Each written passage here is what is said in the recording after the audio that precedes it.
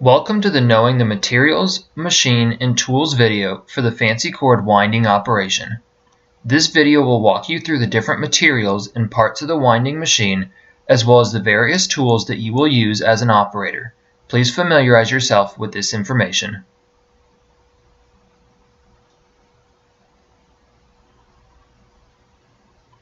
The fancy cord packages placed on the bottom of the spindle are Knit-Spin DOF packages. These packages come from the Knit-Spin machines. The Knit-Spin DOF packages are on DOF package tubes. Remember that each Knit-Spin frame only uses one colored DOF package tube. The fancy cord package on the main part of the spindle is known as the rewound cone. Each rewound cone is on a paper cone.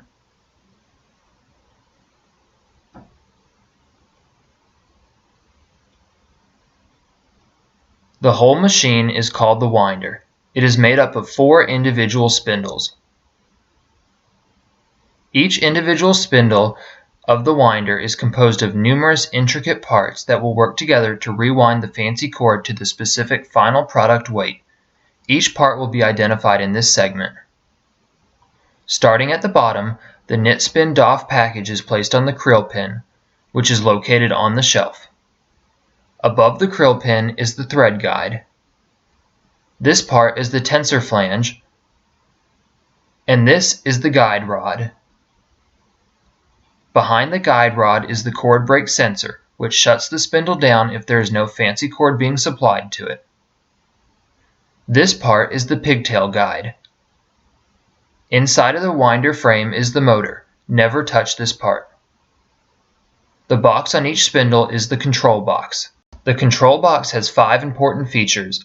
The green round button is the start button, which activates the spindle. The red round button is the stop button, which shuts down the spindle. The timer is located in the middle of the control box. The red numbers show the current spindle runtime, and the green numbers show the set goal for the spindle runtime that will yield a full rewound cone.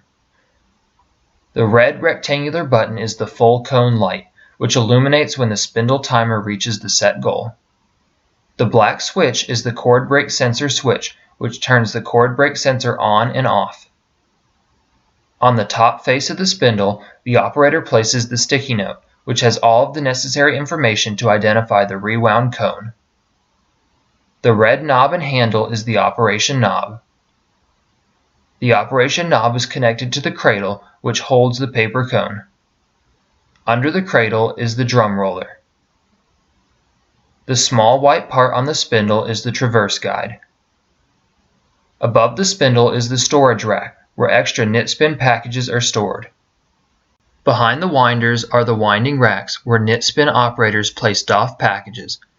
Each rack corresponds to a specific Knit-Spin frame, and each peg on a rack corresponds to a specific Knit-Spin spindle on that frame. Remember that each Knit-Spin frame uses only one colored DOF package tube.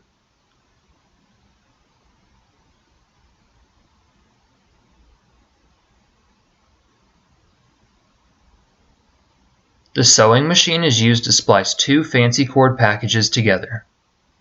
The 99% alcohol cleaning solution is used to keep the fancy cord, tools, and workspace sanitary.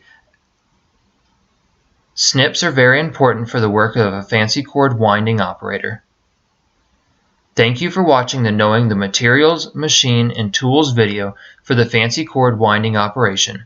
This terminology will be used heavily in the preceding videos that detail the specific tasks, so please be sure that you have viewed, mastered, and understand all of this information before moving on to the next video, Winding Startup Tasks.